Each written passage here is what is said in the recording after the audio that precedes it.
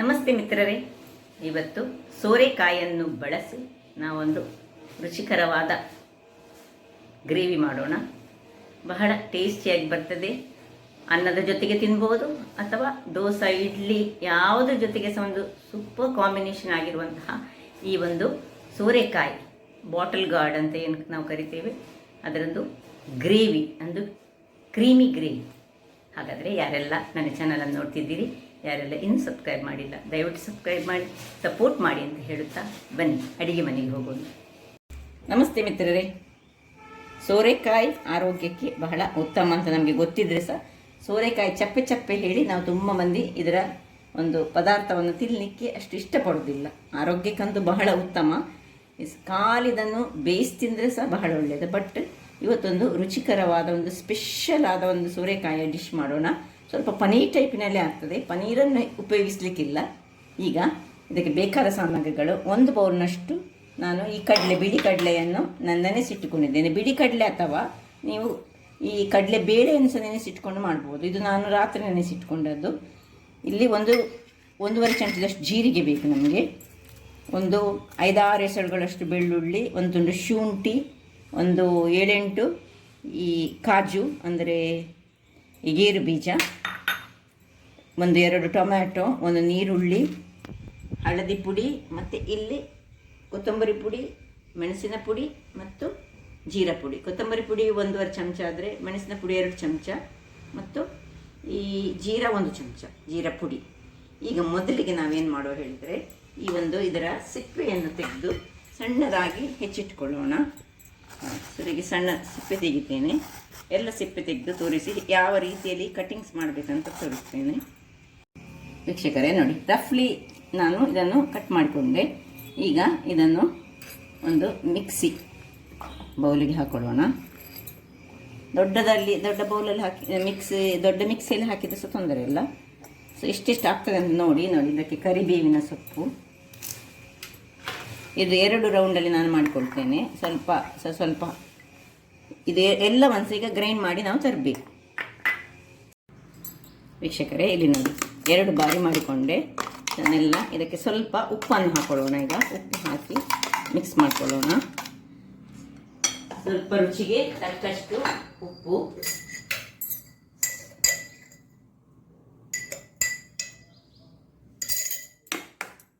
Grind ಮಾಡುವಾಗಲೇ ಹಾಕೊಂಡು ಮಾಡ್ಕೊಳ್ಬೋದು. ಈಗ ನೋಡಿ, ಒಳ್ಳೆ ಉಪ್ಪನ್ನು ಮಿಕ್ಸ್ ಮಾಡಿಕೊಳ್ಳದ ಮೇಲೆ ಇಲ್ಲಿ ನಾವೊಂದು ಹೀಗೆ ಟಿಫಿನ್ ಪಾತ್ರೆ ಅಂತ ಇಟ್ಕೊಳ್ಬೇಕು. ಅದಕ್ಕೆ ಸ್ವಲ್ಪ ಎಣ್ಣೆಯನ್ನು ಸವರಿಕೊಳ್ಬೇಕು. ಯಾವ ಎಣ್ಣೆ ಸಹ ಆಗ್ತದೆ, ತುಪ್ಪ ಹಾಕಿದರೆ ಸಹ ಆಗ್ತದೆ ನೋಡಿ. ಹೀಗೆ ಚೆನ್ನಾಗಿ ಈಗ ಈ ಟಿಫಿನ್ನ ಒಳಗೆ ಇದನ್ನು ನಾವು ಹಾಕೊಳ್ಳೋಣ. ಒಳ್ಳೆ ಇದನ್ನೀಗ ಬೇಯಿಸ್ಕೊಳ್ಳಿಕ್ಕೆ ಉಂಟು. ಬೇಯಿಸ್ಕೊಂಡ ಮೇಲೆ ಇದೊಂದು ನಮ್ಮನೆ ಪನ್ನೀರ್ನ ರೀತಿಯಲ್ಲಿ ಬರ್ತದೆ ನೋಡಿ. ಹೀಗೆ ಎಲ್ಲವನ್ನು ಸಹ ಹಾಕ್ಕೊಳ್ತಿದ್ದೇನೆ. ಇದು ಹಾಕ್ಕೊಂಡ ಮೇಲೆ ನಾವು ಇಲ್ಲಿ ಒಂದು ಸ್ಟೀಮರನ್ನು ಇಟ್ಕೊಳ್ಬೇಕು. ಸ್ಟೀಮರ್ನೊಳಗೆ ನಾವು 2 ಕಟ್ ಮಾಡಿದಂತಹ ಈ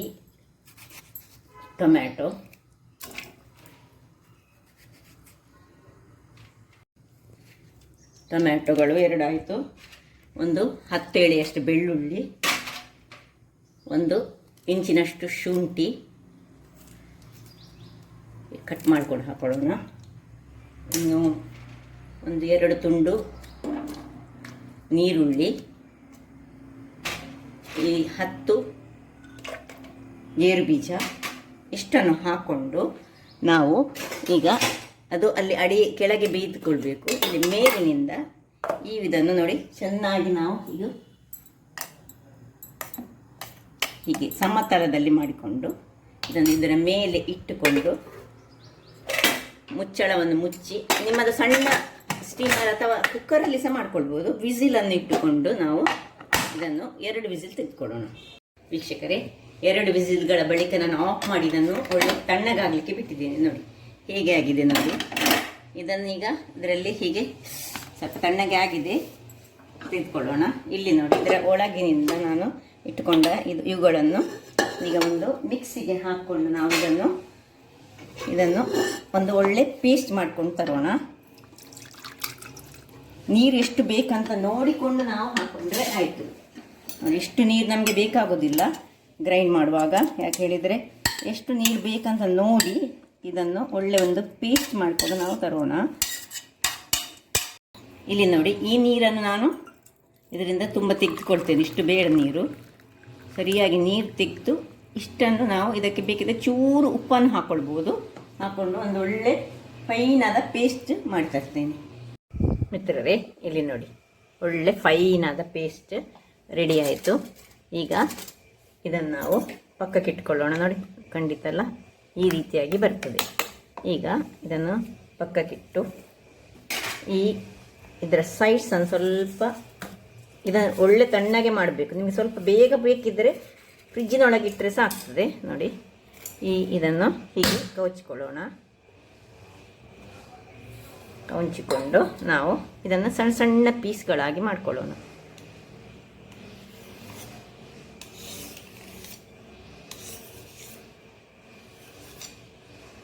ಕರೆಕ್ಟ್ ಮೆಜರ್ಮೆಂಟ್ ತಗೊಳ್ಬೇಕು. ನೋಡಿ, ಸಣ್ಣ ಸಣ್ಣದಾಗಿ ಹೀಗೆ ಕಟ್ ಮಾಡ್ಕೊಳ್ಳೋಣ. ನಿಮಗೆ ಕಾಣ್ಬೋದು ನೋಡಿ, ಈ ರೀತಿಯ ಒಂದು ಈ ಸ್ಮೂತ್ ಆದ ಒಂದು ಪನ್ನೀರ್ನ ಟೈಪಿನ ಪೀಸಸ್ ನಮಗೆ ರೆಡಿ ಆಗ್ತದೆ. ನಿಮಗೆ ಕಾಣ್ಬೋದು. ಈಗ ಸೋರೆಕಾಯಿ ಮತ್ತು ಕಡಲೆ ಬೀಜವನ್ನು ಹಾಕಿ, ಕಡಲೆ ಅಂದರೆ ಕಡಲೆ ಬೀಜ ಅಲ್ಲ, ಕಡಲೆ ಹಾಕಿ ಮಾಡಿದಂತಹ ಒಂದು ಪೀಸಸ್. ಹೀಗೆ ಸಣ್ಣ ಸಣ್ಣ ಪೀಸಸ್, ಎಷ್ಟು ದೊಡ್ಡ ಪೀಸ್ ನಿಮಗೆ ಬೇಕಷ್ಟು ದೊಡ್ಡ ಪೀಸಸ್ಗಳಾಗಿ ಮಾಡಿಕೊಳ್ಳೊಂದು. ಇದನ್ನು ಪಕ್ಕಕ್ಕೆ ಇಟ್ಟುಕೊಂಡು ಒಂದು ಬಾಣಲೆಯನ್ನು ಇಟ್ಕೊಳ್ಳೋಣ. ಮಿತ್ರರೇ, ಇಲ್ಲಿ ನೋಡಿ, ಒಂದು ಬಾಣಲೆ ರೆಡಿ ಮಾಡಿದ್ದೇನೆ. ಬಾಣಲೆ ಬಿಸಿ ಆಗಲಿ. ಈಗ ಅದರಲ್ಲಿ ನಾವು ನಿಮಗೆ ಒಂದು 4 ಸ್ಪೂನ್ಗಳಷ್ಟು ಎಣ್ಣೆಯನ್ನು ಹಾಕೊಳ್ಳೋಣ. ತೆಂಗಿನ ಎಣ್ಣೆಯನ್ನು ಹಾಕ್ಕೊಳ್ತಿದ್ದೇನೆ ನಾನು. ಇದು ನಂದು ತೆಂಗಿನ ಎಣ್ಣೆ, ಪ್ಯೂರ್ ತೆಂಗಿನ ಎಣ್ಣೆ, ನಾವು ಮಾಡಿಸಿದಂತಹ ಎಣ್ಣೆ. ಅದರ ಸ್ವಲ್ಪ ಅಡಿಯಲ್ಲಿ ಅದರದ್ದು ಅಂಶಗಳು ಉಂಟು, ಇರಲಿ, ನೋ ಪ್ರಾಬ್ಲಮ್. ಈಗ ಜೀರವನ್ನು ಹಾಕುತ್ತೇನೆ. ಜೀರ ಸ್ವಲ್ಪ ಒಡೀಲಿ. ಜೀರ ಹೀಗೆ ಪಟಪಟ ಹೇಳುವಾಗ ನಾವು ಸ್ವಲ್ಪ ಕರಿಬೇವಿನ ಸೊಪ್ಪನ್ನು ಅದಕ್ಕೆ ಹಾಕೊಳ್ಳೋಣ. ಸಾಸಿವೆ ಹಾಕೊಳ್ಳಿಕ್ಕೆ ಇಲ್ಲ. ಇನ್ನು ಸ್ವಲ್ಪ ಚೂರು ಚೂರು ಮಾಡಿದಂತಹ ನೀರುಳ್ಳಿ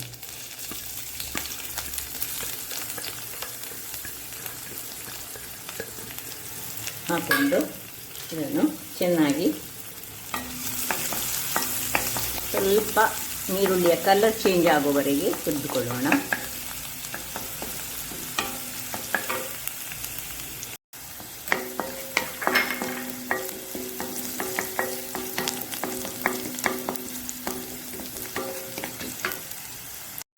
ಈಗ ಇದಕ್ಕೆ ನಡುವಲ್ಲಿ ಇಷ್ಟ ಆಗುವಾಗ ಒಂದು ಪಲಾವ್ ಎಲೆಯನ್ನು ಹಾಕ್ಕೊಳ್ತಿದ್ದೇನೆ. ಇದು ಆಪ್ಷನಲ್, ಬೇಕಿದ್ರೆ ಹಾಕ್ಕೊಳ್ಬೋದು. ಮತ್ತು ಒಂದು ಸಣ್ಣ ತುಂಡು ಕೆತ್ತೆ, ಸಣ್ಣ ತುಂಡು ಸಾಕು, ತುಂಬ ಹಾಕ್ಕೊಳ್ಬೇಡಿ ಗರಂ ಮಸಾಲೆ. ಒಂದು ಏಲಕ್ಕಿ, 4 ಕಾಳು ಮೆಣಸು ಮತ್ತು 2 ಲವಂಗ, ಇಷ್ಟನ್ನು ಹಾಕ್ಕೊಂಡು ಇದನ್ನು ಸ್ವಲ್ಪ ಒಳ್ಳೆ ನೀರುಳ್ಳಿ ಸ್ವಲ್ಪ ಬ್ರೌನ್ ಕಲರ್ ಆಗುವವರೆಗೆ ಹುರಿದುಕೊಳ್ಳೋಣ. ವೀಕ್ಷಕರೇ, ಇಲ್ಲಿ ನೋಡಿ, ನೀರುಳ್ಳಿ ಬ್ರೌನ್ ಕಲರ್ಗೆ ಬಂದು ಸ್ವಲ್ಪ ಉರಿಯನ್ನು ಸಣ್ಣದು ಮಾಡಿಕೊಂಡು ಈಗ ಏನು ನಾವು ಮಿಕ್ಸಿಯಲ್ಲಿ ಮಾಡಿಟ್ಟುಕೊಂಡಿದ್ದೇವೆ ನೋಡಿ, ಇದನ್ನು ಇದಕ್ಕೆ ಶಿಫ್ಟ್ ಮಾಡಿಕೊಳ್ಳೋಣ. ಈ ಮಸಾಲವನ್ನು ಇದಕ್ಕೆ ಶಿಫ್ಟ್ ಮಾಡ್ಕೊಳ್ತಿದ್ದೇನೆ.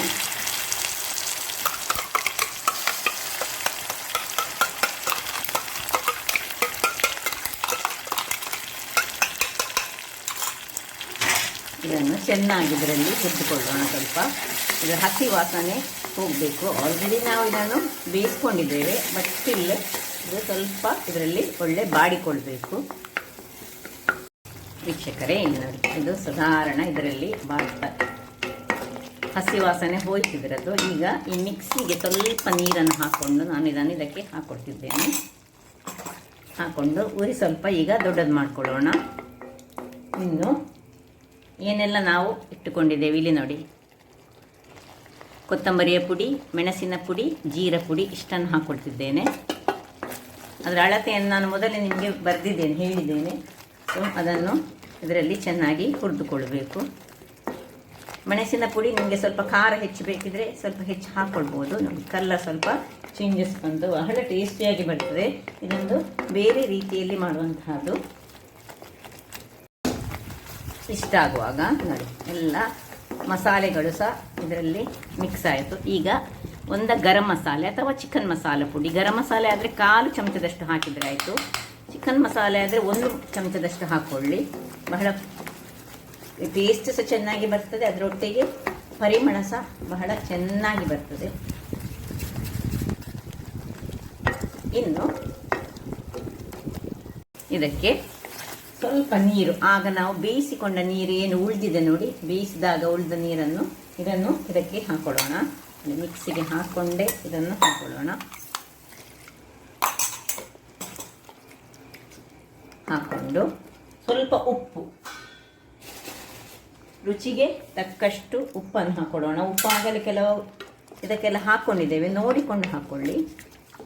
ಹಾಕ್ಕೊಂಡು ಇದನ್ನು ಚೆನ್ನಾಗಿ ಕಲಡಿಸಿ ಒಂದು ಕುದಿ ಬರಲಿಕ್ಕೆ ಬಿಡೋಣ. ನೋಡಿ ಇಲ್ಲಿ ಒಳ್ಳೆ ಕುದಿ ಬರ್ತಾ ಉಂಟು. ಇಷ್ಟ ಆಗುವಾಗ ನಾವು ಏನು ಈ ಪೀಸಸ್ ನೋಡಿ ಮಾಡಿಟ್ಟುಕೊಂಡಿದ್ದೇವೆ ಹೇಗೆ ಉಂಟು ನೋಡಿ. ನೋಡಿ ಎಷ್ಟು ಸ್ಮೂತಾಗಿ ಉಂಟು ನೋಡಿ. ಇದು ಒಳ್ಳೆ ಆಗ್ತದೆ, ಈ ಪನೀರ್ನ ಹಾಗೆ ಬರ್ತದೆ. ಇದನ್ನೆಲ್ಲ ಇದಕ್ಕೆ ಹಾಕೊಳ್ಳೋಣ. ಬಿಡಿ ಬಿಡಿಯಾಗಿ ಮಾಡಿಕೊಂಡು, ನಿಮಗೆ ದೊಡ್ಡ ಪೀಸಸ್ ಬೇಕಿದ್ದರೆ ದೊಡ್ಡ ಪೀಸಸ್ ಹಾಕ್ಕೊಳ್ಬೋದು, ಸಣ್ಣದಾದರೆ ಸಣ್ಣದು. ಸ್ಮೂತಾಗಿ ಉಂಟು ತಿನ್ನಲಿಕ್ಕೆ.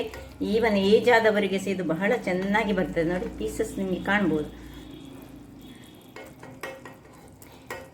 ಇದನ್ನು ನೀವು ತಣ್ಣಗಾಗಲಿಕ್ಕೆ ಕೂಡಲೇ ಮಾಡೋದಾದ್ರೆ ಸ್ವಲ್ಪ ಹೊತ್ತು ಫ್ರಿಜ್ಜಲ್ಲಿ ಇಟ್ಟು ಸಹ ಮಾಡ್ಬೋದು. ಹಾಗೆ ಸಹ ಮಾಡಿದರೆ ಆಗ್ತದೆ. ಮಾತ್ರ ಕಡಲೆ ಹಾಕೋದು ಕರೆಕ್ಟಾಗಿ ಹಾಕ್ಕೊಳ್ಬೇಕು, ಇಲ್ಲದಿದ್ದರೆ ಅದು ಅಂಟು ಕರೆಕ್ಟಾಗಿ ಬರೋದಿಲ್ಲ. ಕಡಲೆ ಬೇಳೆ ಹಾಕಿದರೆ ಸಹ ಆಗ್ತದೆ, ಅಥವಾ ಕಡಲೆ ಹಾಕಿದರೆ ಸಹ ಆಗ್ತದೆ, ಇಡೀ ಕಡಲೆಗಳನ್ನು ಸಹ. ಸೊ ಇಷ್ಟನ್ನು ಹಾಕ್ಕೊಂಡು ನಾವು ಇದನ್ನು ತಿರುಗಿಸ್ಕೊಳ್ಳೋಣ. ಅಂದರೆ ಸ್ಮೂತಾಗಿ ತಿರುಗಿಸ್ಕೊಳ್ಬೇಕು ನಾವು. ಸ್ವಲ್ಪ ಉರಿ ಈಗ ದೊಡ್ಡದು ಮಾಡಿಕೊಂಡು ನಿಧಾನಕ್ಕೆ ಇದನ್ನು ಮಿಕ್ಸ್ ಮಾಡ್ಕೊಳ್ಳೋಣ. ಇದು ಬೆಂದದ್ದೆಲ್ಲ, ಹಾಗಾಗಿ ಒಳ್ಳೆ ಚೆನ್ನಾಗಿ ಸ್ವಲ್ಪ ತೆಳುವಾಗಿ ಬೇಕಿದ್ರೆ ಸ್ವಲ್ಪ ನೀರು ಸಹ ಹಾಕ್ಕೊಳ್ಬೋದು. ಈಗ ಕೊನೆಗೆ ನಾವೇನು ಹಾಕ್ಕೊಳ್ಬೇಕು ಹೇಳಿದರೆ, ನಮ್ಮ ಹತ್ರ ಇರುವಂತಹ ಕ್ರೀಮ್ ಆದರೆ ಕ್ರೀಮ್ ಹಾಕ್ಕೊಳ್ಬೋದು, ಅಥವಾ ನಾವು ಈ ಮೊಸರು ಸಹ ಹಾಕ್ಕೊಳ್ಬೋದು. ಕ್ರೀಮ್ ಹಾಕಿದರೆ ಸ್ವಲ್ಪ ಅದರ ಮೊದಲು ಲಿಂಬೆ ಹಿಂಡಿಕೊಳ್ಬೋದು. ಈಗ ನಾನು ಸ್ವಲ್ಪ ಕಸೂರಿ ಮೇಥಿಯನ್ನು ಹಾಕ್ಕೊಳ್ತಿದ್ದೇನೆ. ಫ್ರೈಡ್ ಕಸೂರಿ ಮೇಥಿ ಇದು ಕಸೂರಿ ಮೇಥಿ. ಮತ್ತು ಕ್ರೀಮ್ ಆದರೆ ಕ್ರೀಮು, ಅಥವಾ ಮೊಸರಾದರೆ ಮೊಸರು, ಯಾವ ಸಾಕ್ತದೆ. ಎರಡರಲ್ಲಿ ಒಂದನ್ನು ಹಾಕಿದರೆ ಆಯಿತು, ಎರಡು ಸಾಕೋದು ಬೇಡ. ಸೊ ನಿಧಾನಕ್ಕೆ ಇದನ್ನು ಹೀಗೆ ತಿರುಗಿಸ್ಕೊಡೋಣ. ಒಂದು ರುಚಿಕರವಾದ ಒಂದು ಸೋರೆಕಾಯಿ ಬಾಟಲ್ ಗಾರ್ಡಿನ ಮಸಾಲ ಗ್ರೇವಿ ರೆಡಿ ಆಯಿತು. ಅದು ಸಹ ಕ್ರೀಮಿ ಗ್ರೇವಿ ಅಂತಲೇ ಹೇಳ್ಕೊಳ್ಬೋದು. ಇದನ್ನು 1 ನಿಮಿಷಗಳ ಕಾಲ ಮುಚ್ಚಿಟ್ಕೊಳ್ಳೋಣ. ಬೇಕಿದ್ರೆ ಮೇಲಿಂದ ಕೊತ್ತಂಬರಿ ಸೊಪ್ಪನ್ನು ಹೀಗೆ ಹರಡಿಕೊಂಡೇ ಮುಚ್ಚಿಟ್ಕೊಳ್ಬೋದು. ಕೊತ್ತಂಬರಿ ಸೊಪ್ಪಿದ್ರೆ ಕೊತ್ತಂಬರಿ ಸೊಪ್ಪು ಹಾಕ್ಕೊಳ್ಳಿ, ಇಲ್ಲದಿದ್ದರೆ ತೊಂದರೆ ಇಲ್ಲ. ಸೊ 1 ನಿಮಿಷ ಮುಚ್ಚಿಟ್ಟುಕೊಂಡು ಮತ್ತೆ ಆಫ್ ಮಾಡ್ಕೊಳ್ಳೋಣ. ವೀಕ್ಷಕರೇ, ಇಲ್ಲಿ ನೋಡಿ 1 ನಿಮಿಷಗಳ ಬಳಿಕ ಒಳ್ಳೆ ಕುದೀತಾ ಉಂಟು. ಇದಕ್ಕೆ ಹೆಚ್ಚು ಸೌಟನ್ನು ಹಾಕಿ ಇದು ಮಾಡ್ಕೊಳ್ಬೇಡಿ, ಹೀಗೆ ತಿರುಗಿಸ್ಕೊಳ್ಳಿ. ನೋಡಿ ಹೇಗೆ ಚೆನ್ನಾಗಿ ಬಂತು, ಸಾಕು. ಇನ್ನಿಷ್ಟ ಆದರೆ 1 ನಿಮಿಷ ಈ ತುಂಡುಗಳದರಲ್ಲಿ ಮಿಕ್ಸ್ ಆದರೆ ಸಾಕು. ಎಷ್ಟು ಚೆನ್ನಾಗಿ ಬಂದಿದೆ ನೋಡಿ, ಇದನ್ನು ಕಾಣ್ಬೋದು. ಪನೀರ್ ಪೀಸಸ್ನ ಹಾಗೆ ಆಗ್ತದೆ, ಬಹಳ ರುಚಿಕರವಾಗಿ ಬರ್ತದೆ. ಈಗ ಇದನ್ನು ಆಫ್ ಮಾಡ್ಕೊಳ್ತಿದ್ದೇನೆ. ಇನ್ನು ಸರ್ವಿಂಗ್ ಟೈಮ್. ಈಗ ಸರ್ವಿಂಗ್ ಟೈಮ್ ನೋಡಿ, ಏನು ಚೆನ್ನಾಗಿ ಬಂದಿದೆ ನೋಡಿ. ರುಚಿಯಂತೂ ಬಹಳ ಅದ್ಭುತವಾಗಿರ್ತದೆ. ಚಪಾತಿಗೆ ಹೇಳಿ ಮಾಡಿಸಿದಂತಹದ್ದು ಮಾತ್ರ, ಚಪಾತಿ ಪೂರಿಗಳಿಗೆಲ್ಲ. ಸೊ ಅನ್ನದೊಟ್ಟಿಗೆ ಸಹ ಬಹಳ ಚೆನ್ನಾಗಿ ಬರ್ತದೆ. ಇದನ್ನು ಬೇಕಿದ್ರೆ ನೀವು ಸ್ವಲ್ಪ ನೀರಾಗಿ ಸಹ ಮಾಡ್ಕೊಳ್ಬೋದು. ಗ್ರೇವಿ ಇಷ್ಟು ತಿಕ್ ಮಾಡೋದ್ರೆ ಸಹ ಆಗ್ತದೆ. ನಾನು ಸ್ವಲ್ಪ ತಿಕ್ ಮಾಡಿದೆ ನನಗೆ ಚಪಾತಿ ತಿನ್ನಲಿಕ್ಕೋಸ್ಕರ. ಸೊ ಇಲ್ಲಿ ನೋಡಿದರಲ್ಲ, ಬಹಳ ರುಚಿಕರವಾದ ಹಾಗೂ ಆರೋಗ್ಯದಾಯಕವಾದ ಒಂದು ಸೋರೆಕಾಯಿ ಬಾಟಲ್ ಗಾರ್ಡ್ನಿಂದ ಮಾಡಿದಂತಹ ಒಂದು ತಿಕ್ಕಾದ ಒಂದು ಗ್ರೇವಿ. ಹಾಗಾದರೆ ನನ್ನ ಈ ಕುಕಿಂಗ್ ಚಾನಲ್ ನಿಮಗೆ ಇಷ್ಟ ಆದರೆ ಬೋಳೂರು ಸುವರ್ಣ ಚಾನಲನ್ನು ಲೈಕ್ ಮಾಡಿ, ಶೇರ್ ಮಾಡಿ ಹಾಗೂ ಸಬ್ಸ್ಕ್ರೈಬ್ ಮಾಡಿ, ಹಾಗೂ ನನ್ನ ಇನ್ಸ್ಟಾಗ್ರಾಮ್ ಪೇಜನ್ನು ಫಾಲೋ ಮಾಡಿ. ಧನ್ಯವಾದಗಳು.